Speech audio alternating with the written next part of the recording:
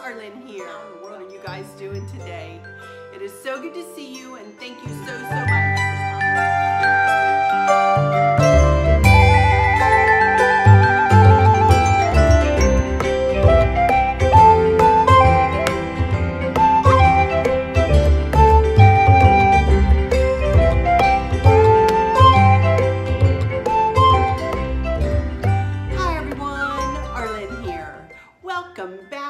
Country Craft Corner. How in the world are you guys doing today?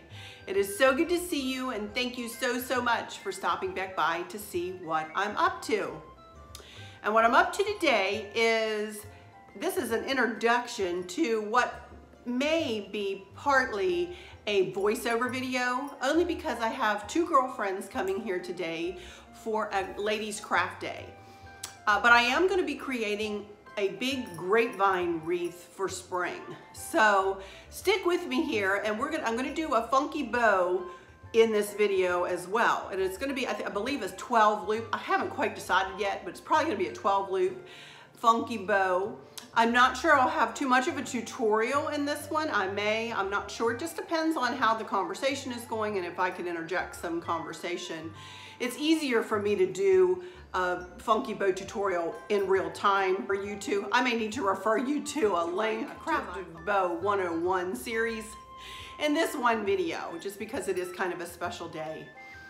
But anyway, I am excited to make this wreath. This is going to hang on my family room door, the one that goes out to the patio.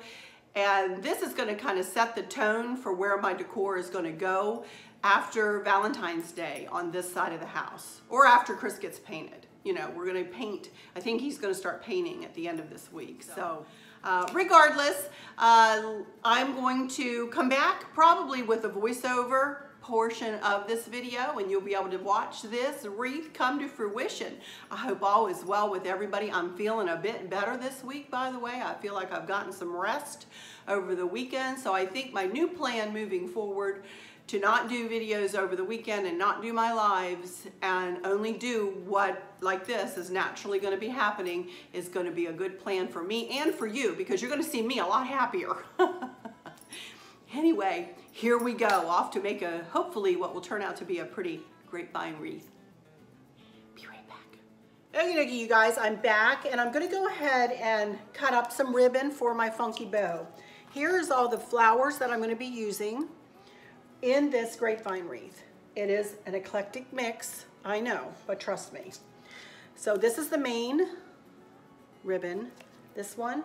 Then I'm gonna add this pink into it. You can see it's pulling this pink, and you can see these roses here. And then the lighter pink is also gonna be represented in the ribbon too. I think I'm gonna go ahead and add some buffalo check, and I'm going to add a little bit of this chicken wire. So I'm going to go ahead and cut 3 strips of each type of ribbon, and I'm going to make a 12 loop funky bow. So let me get to cutting, and then I may come back with a little bit of a tutorial. So I'll be right back after I'm done cutting. I need to cut this with my snippers though. Don't use your scissors on this. Cut this with your snippers. All right, be back.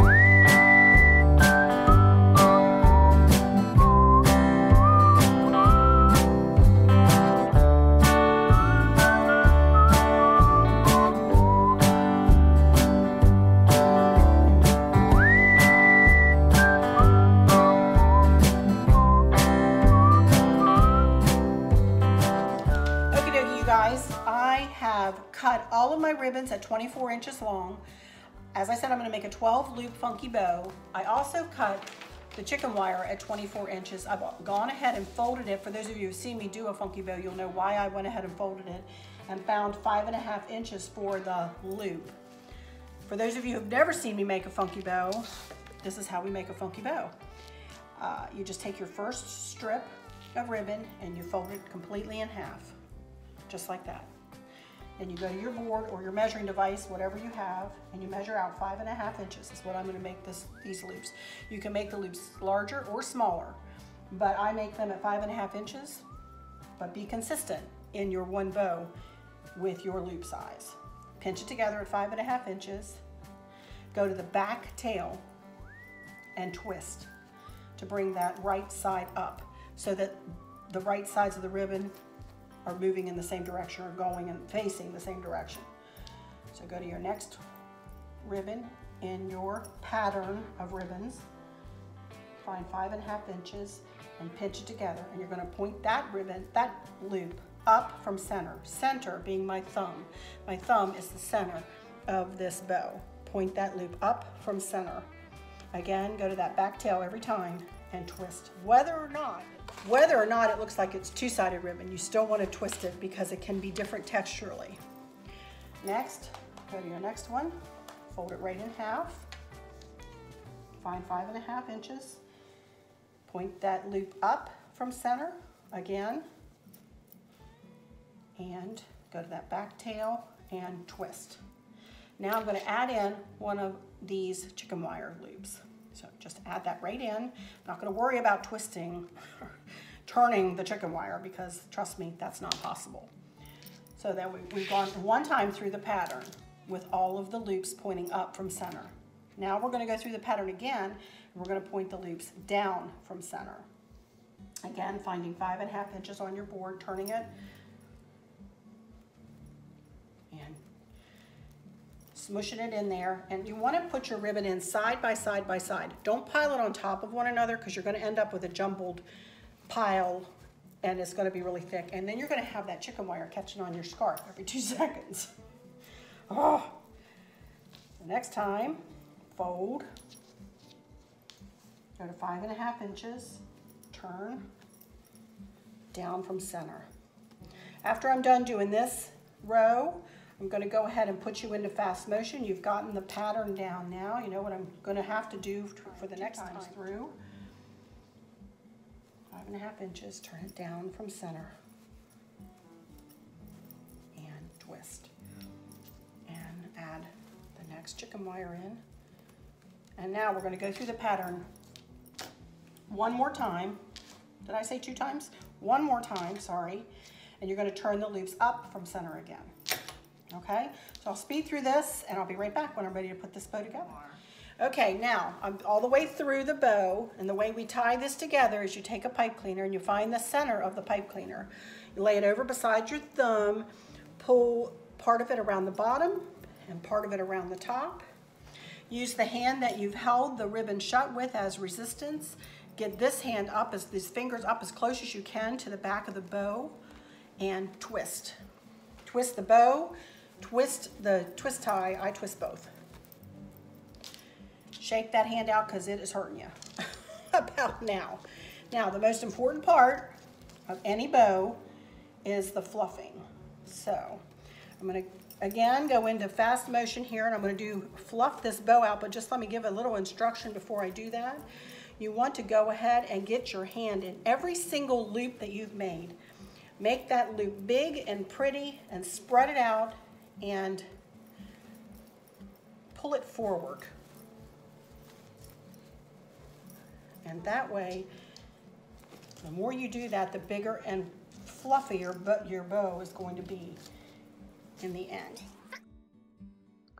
Okie dokie guys, here we go with the voiceover part of this video.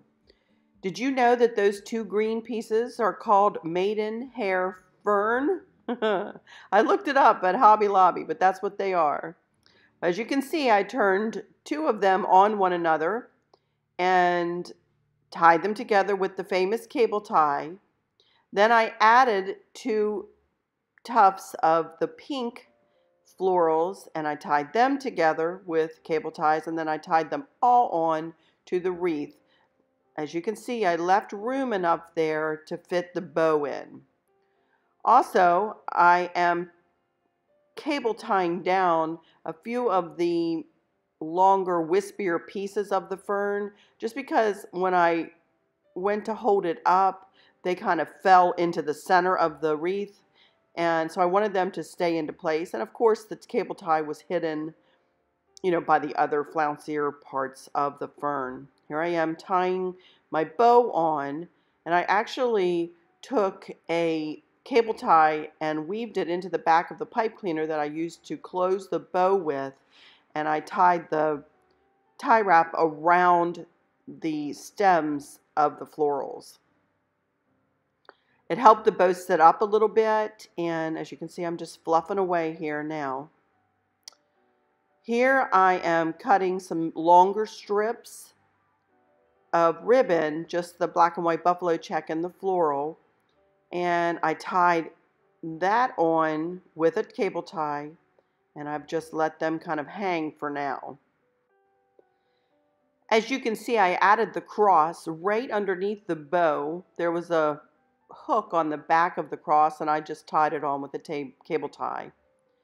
And here I'm adding in some of the chicken wire, and I'm using white cable ties and tying it down, kind of looping it and then tying it down here and there. I do that to both sides coming out of the bow. No rhyme or reason to this, you guys, other than I just kind of eyeballed it and put it where I thought it looked nice. Not hard.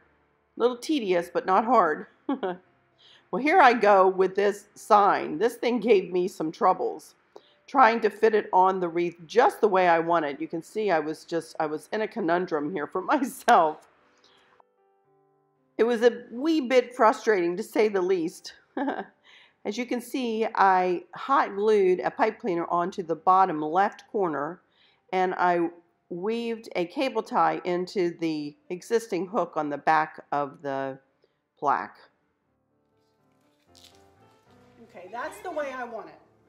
I don't want it sticking out. I want it inside. Sorry, I'm talking to myself. Yeah, thank you, ladies. Oh my gosh, y'all rock. You're fine. Now, let's see. Ah, come on now. Work for me, work. You need to pull it this way, maybe? Oh, why it's not? Is it stuck on? Maybe pull it this way. Give me No, wait, here. Karen. You ready? Yep. Yank it tight. That's good. Is it going to stay there? We'll go tighter. What can I say? Those ladies came to my rescue. They are awesome. I'm telling you, they are always like that too. They come to everybody's rescue. They are just precious, precious, precious ladies. Well, here I am trying to figure out what I want to do like under the sign. So I decided to I had one tuft of like baby's breath looking kind of greenery with like little white flowers. So I just split it in half, kind of, didn't cut it, just split it in half and then snug the stem up behind the plaque on the wreath and then tie wrapped it on. And here I'm making a 6-loop funky bow. 3 loops up, 3 loops down, going through the pattern. And I tied that right there on top of the little green tuft. As you can see, I just cut up my tails. Just simply cut them at an angle, let them hang. And here I am just tying on the roses and tying on some pink tufts. Here I'm hot gluing some little pink tufts into the bow. And I'm just adding little embellishments, no big deal. And then one last rose. We all three decided it needed to be right there. And I was done. Hey everyone, I'm back and my lady friends have just gone home and I finished my wreath. And I am, let me say it one more time, super, super happy with how this one worked out, you guys. It really turned out pretty. Thank goodness for zip ties or cable ties, whatever you call them, because I used a ton of them in this one again. As you saw, I added chicken wire and added another bow and added the bottom little swag here. And I'm going to hang it on my family room door. I think I'll go ahead and hang it up now so that you guys can see it in place. And this is kind of the palette. This is the way I'm going to take this side of the house after Valentine's Day when I start to redecorate. Just adding in some greens and some pinks in with the burgundies, you know, some creams. Lighten up the palette just a little bit. Spring it up a little bit in here. But anyway, that's it for this one. So let me just say that I hope that all is well with everyone. And I hope that those of you who are struggling or suffering with a catastrophic illness or chronic pain, I hope that you have someone there with you, spending their day with you, taking care of you, helping you get through each day, making the very, very, very best out of each day.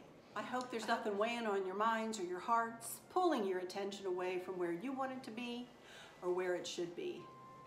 I love y'all to bits, to bits, to bits. Hugs all around. And I keep you in my thoughts and my prayers every single day. Remember, in crafting, there are no mistakes, only unique creations. With all that said, I'll just say, until next time, y'all take good care. Bye-bye.